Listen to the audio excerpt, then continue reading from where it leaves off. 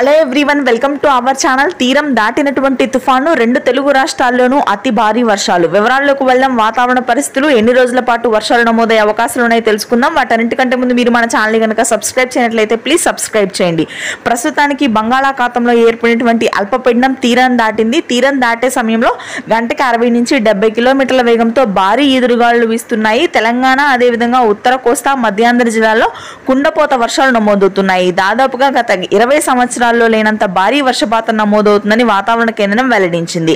అయితే ప్రాంతాల వారీగా చూసుకున్నట్లయితే నిజామాబాద్, ఆదిలాబాద్, ఖమ్మం, భద్రాద్రి కొత్తగూడెం జిల్లాలు, అదేవిధంగా హైదరాబాద్ నగర ప్రాంతం మొత్తం కూడా 16 నుంచి 19 సెంటీమీటర్ల వర్షపాతం నమోదవుతుంది ఇవాళ రేపు కూడా. ఇక ప్రస్తుతానికి అయితే మధ్యాంధ్ర, గుంటూరు, కృష్ణా, కోనసీమ ప్రాంతాల్లో ఎడతెరిపి లేకుండా కురిసిన భారీ వర్షాల దాటికి రహదారులన్నీ జలమయమై వాహన రాకపోకలకు తీవ్ర అంతరాయం కలుగుతుంది.